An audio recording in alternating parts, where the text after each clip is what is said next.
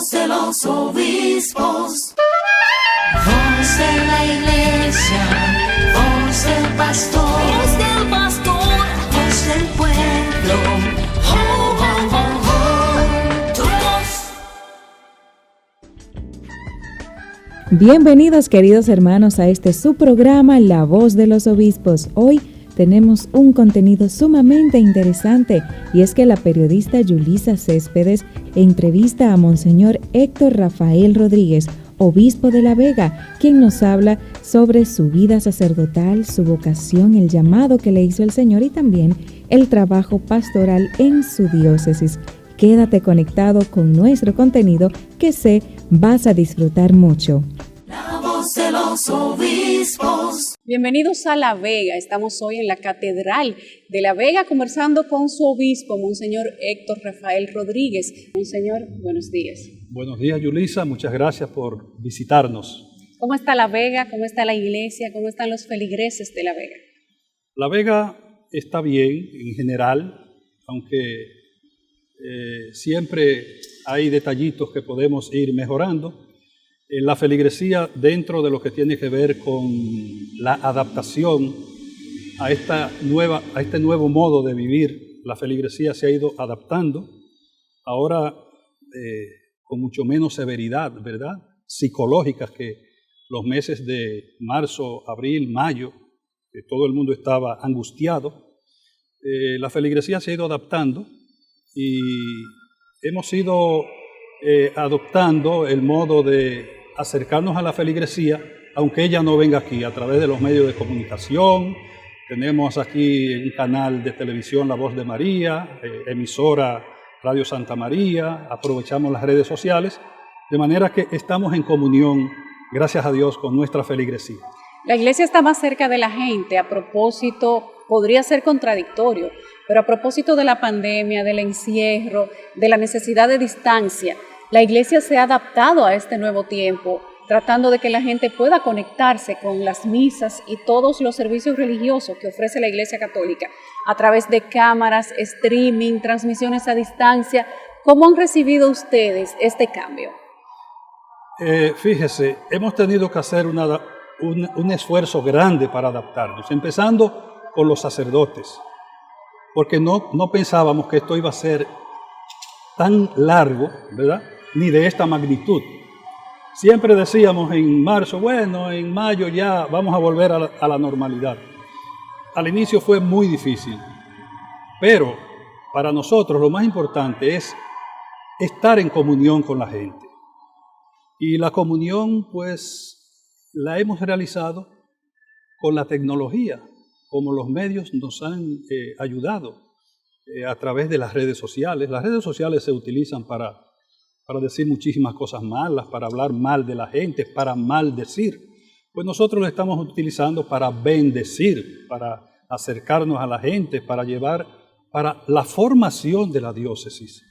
Desde marzo ha sido a través de las redes sociales, a través del canal La Voz de María, a través de Radio Santa María y otros canales locales de aquí de La Vega y de Bonao y de Cotuí, que han puesto a la disposición estos medios para nosotros poder llegar a la gente. ¡Qué belleza! Sí. Tenemos que hacer una pausa, con su permiso, Monseñor. Bueno. Voz del pueblo. Oh, oh, oh, oh, tu voz. Del Itinerario Nacional de Evangelización presentamos el valor y el lema del mes de junio: comunión. Todos participamos del mismo pan. 1 Corintios 10, 17. Como acción en la familia, te proponemos compartir experiencias de comunión vividas en familia. Voz del pueblo. Oh, oh, oh, oh, tu voz. Estamos de vuelta ya en la Catedral de La Vega, en esta programación especial de CDN. Hoy conversamos con el obispo de La Vega, Monseñor Rodríguez. Monseñor, ¿cómo nos ha cambiado la pandemia, Monseñor? A usted como guía espiritual, como líder de toda una comunidad de feligreses, a la gente de La Vega, la gente de la Iglesia Católica de La Vega, a la comunidad en general, ¿qué transformación hemos recibido respecto de los cambios que nos ha traído de manera obligatoria la pandemia del COVID-19? Hay dos tipos de transformaciones. Hay una transformación que es en el rito, en lo ritual, en las cosas que se hacen hacia afuera. Hemos tenido que comenzar a celebrar sin feligresía. No todas las misas, pero en tiempo de toque de queda no podemos celebrar con gente aquí.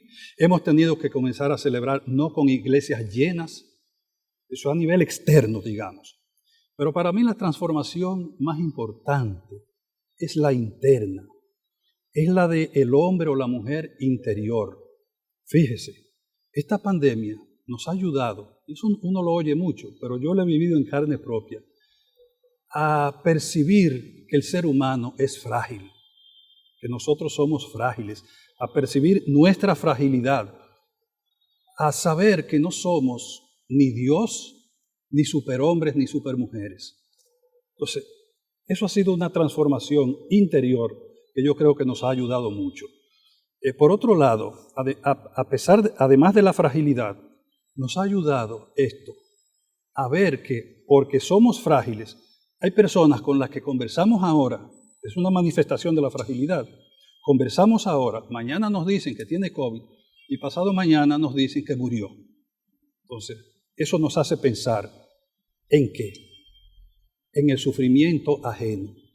Y esta pandemia ha traído una sensibilidad y una solidaridad más fuerte en nosotros los seres humanos. Por ejemplo, al inicio, la gente se estaba volviendo loca, porque la gente no quería ir ni al mercado, ni al supermercado, ni a la pulpería, porque pensaba que en el aire, ¿verdad?, se iba a contagiar. Andaba esto, y que hasta el humo del vehículo que respiraba, ahí estaba el COVID. Entonces, tuvimos que intervenir ahí desde Pastoral Social Cáritas, y comenzamos a hacer una cosa que a mí como que yo no le veía. Pero un día yo salí de aquí, y un señor ahí afuera me dijo, Monseñor, consígame algo que comer, vaya a su despensa, vaya a su cocina y consígame algo, porque si alguien no me da algo hoy, yo hoy no voy a comer. Yo dije, por las raciones alimenticias que está distribuyendo la iglesia a través de Cáritas, pero entonces pues vale la pena, porque es lo mismo uno pensar, ¿verdad?, en una estructura sofisticada para que la gente consiga trabajo, no sé qué. Pero mientras tanto, el que pasa hambre, que no tiene acceso a un trabajo, lo que necesita es comer. Entonces, vuelvo a centralizarme en la pregunta. ¿Ha cambiado ese sentido como de indiferencia nuestra y nos ha centrado, dada la fragilidad humana, en un sentido como de solidaridad, a reforzar la sensibilidad y la solidaridad con las personas que sufren? Definitivamente, esta pandemia no solamente ha desnudado la fragilidad de nuestro sistema de salud, sino la fragilidad de nuestra solidaridad. Si usted tuviera que pensar o desear un cambio específico, un atributo específico que usted quisiera que tuviéramos como seres humanos, producto del aprendizaje de la pandemia, ¿qué sería? ¿Qué yo quisiera que se quedara? El sentido de la solidaridad, de la sensibilidad humana. Oiga, somos humanos. Hay otros seres por ahí que se llaman animales. Dejémosle eso a ellos, ¿verdad?, que actúan por instintos, que viven de la supervivencia. Y si tienen un hijito que comerse a la mamá o la mamá al hijo, pues lo hacen. Pero nosotros somos humanos. Y yo lo que más anhelo es que de esta pandemia nosotros aprendamos más a ser humanos. Humanos. Lo mismo va a pasar con la Iglesia Católica post pandemia, Monseñor. Nosotros, la Iglesia Católica, somos seres humanos de este mundo, de esta sociedad, que está inmerso dentro de esta sociedad y está traspasada por los mismos problemas como seres humanos. Entonces yo creo que es a la humanidad que tiene que enseñarnos a ser más humanos, más sensibles, a cuidar más la vida propia y la de los demás. ¿El dolor y la dificultad nos hacen más creyentes o nos hacen menos creyentes, Monseñor? Pienso que nos hacen más creyentes, pero hay gente que no ha tenido tal vez una, vamos a decir así, una cultura religiosa y Dios no entra en su vida. La fe en Cristo, en el Evangelio, la palabra de Dios no es una prioridad, ni ha sido. Y si no piensa en Dios, si el dolor no le ayuda a acercarse a Dios, pues no va a ser una prioridad en su vida. Pero evidentemente que una persona que cree en Dios, el dolor yo creo que le afianza su fe en Dios, le acerca más a Dios, porque en Dios, como dice el Salmo, va a encontrar su esperanza, va a encontrar su salud, va a encontrar Dios. Para los que creemos, Dios lo es todo. Entonces, una persona que está acorralada por el dolor, por una enfermedad, antes que pensar en un brujo, antes que pensar, pensando en un médico, se pone en manos de Dios, de camino al médico. A veces hasta los médicos se ponen en manos de Pero Dios. claro, han pasado conmigo. Esa dificultad, Sí. ese antagonismo que históricamente se menciona entre la ciencia y la fe, o la ciencia y la iglesia, ¿podría ser que haya disminuido en la medida que han pasado los años o usted cree que ha acrecentado? Fe y razón. Ahí está el aparente antagonismo que creo que fue el Papa Benedicto XVI escribió una encíclica sobre fe y razón que dice no. Incluso, ¿qué es lo que nosotros como sacerdotes hacemos? Nosotros utilizamos la razón estudiando filosofía, teología, primero los estudios primarios y secundarios, para hacer una especialidad en moral, en derecho canónico, en liturgia, en todas estas áreas. Nosotros estudiamos también carreras civiles, como se dice. Hay sacerdotes que son médicos, que estudian medicina, o que son abogados. ¿Por qué? Porque desde ahí el sacerdote, el cristiano, es una persona que tiene una vocación de servicio. Y si un sacerdote tiene la vocación de servir desde la salud. En San Pedro de Macorís yo conozco un sacerdote que es médico, Padre Daniel, que ahora está en el Seminario Mayor Santo Tomás de Aquino, él es médico, doctor Daniel de los Santos. Entonces, no hay tal Divorcio. antagonismo. Yo entiendo que la Iglesia Católica es abierta, ¿verdad? Tiene la manera de conversar, pues, de escuchar. Ya los médicos hablan de milagro, Monseñor.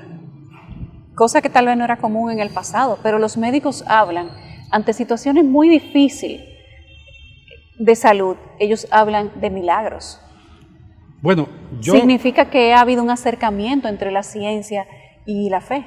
Fíjese, en el proceso de beatificación de un santo en la Iglesia Católica, debe haber un milagro. Un milagro generalmente viene de una curación, que de una manera extraordinaria, no por un medicamento. Una persona ya desahuciada por un médico, de repente viene y dice, se puso en las manos de un santo, le dijo, mira, ayúdame. Y el médico le examina. Entonces, cada santo que hay beatificado, detrás hay un médico que ha dicho, esta persona se curó, si es de una curación física, de algún tipo de enfermedad catastrófica, un cáncer, no sé qué, que tenía el hígado destruido y ya el médico dijo, no hay nada que hacer. Pues hay un médico que ha dicho, bueno, mira, ha habido un milagro. Y lo testifica, lo certifica. Eso es así. Monseñor. Y eso hace tiempo que se está dando. Monseñor, tengo que pedirle un segundo para que hagamos una pausa muy breve, para luego continuar con esta interesante entrevista en la Catedral de La Vega. Voz del pueblo. Oh, oh, oh, oh. Tu voz. Mantente actualizado sobre el acontecer de la Iglesia Católica que peregrina en la República Dominicana. Síguenos en Facebook e Instagram como Episcopado RD. En YouTube, búscanos como Conferencia del Episcopado Dominicano y accede a nuestra página web www.ced.org.do.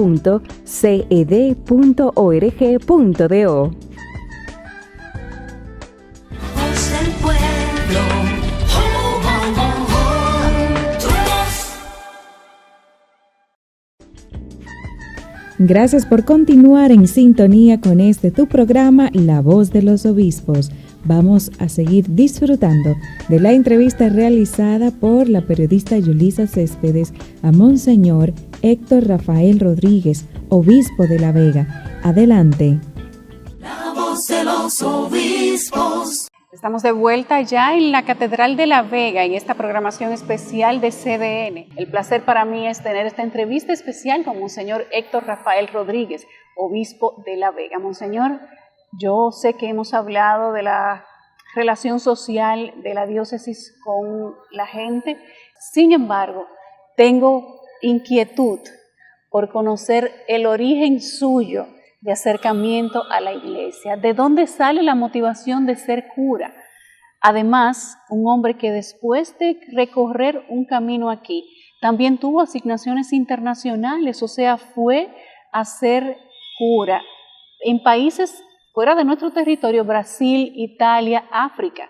Usted es un hombre que tiene una vasta cultura de religión, de iglesia, de fe en países extranjeros. ¿Cómo se combinó todo esto y cómo usted llegó hasta ahí? Cuénteme su historia.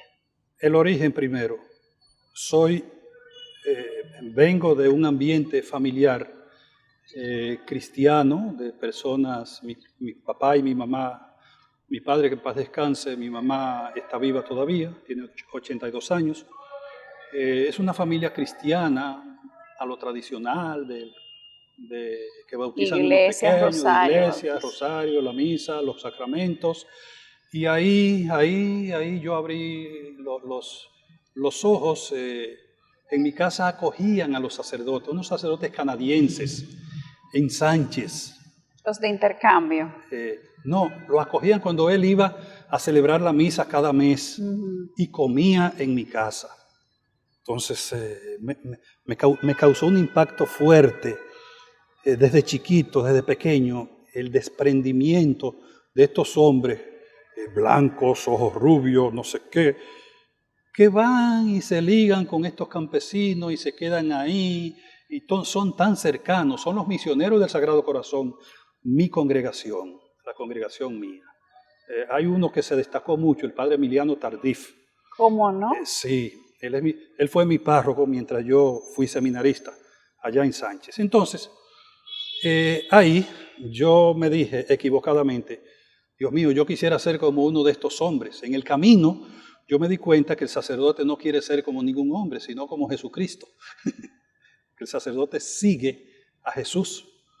Y ahí, entonces, eso de los 14 años comencé a conocer la congregación por dentro. Me aceptaron en el 1977, yo nací en el 61, así que tenía como 16 años por ahí. Y ya tenía esa vocación. Y estaba seguro de que eso era lo que quería hacer. En ese momento, el ser humano va caminando. Y yo no puedo decir que tenía la certeza en ese momento que tuve 20 años después. Pero era lo que me gustaba, era por donde me sentía inclinado. Entonces ahí entré al seminario, pues en el 77, y ya en el año 82, 81 comencé a pertenecer a la congregación. A través de mi consagración en esa congregación comienzo a estudiar filosofía, terminé la teología en el Santo Tomás de Aquino en el 88.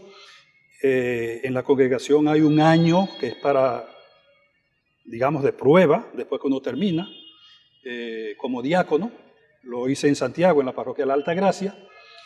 Y en el 89 fui ordenado sacerdote. Inmediatamente el superior de la congregación me llamó y me dijo, hemos pensado que usted sea formador de nuestros candidatos a sacerdotes misioneros del Sagrado Corazón. Para eso lo vamos a mandar a Roma a estudiar 2 años. Uno va a una universidad primero, 2 o 3 meses, después me enviaron a una parroquia nuestra, a Palermo.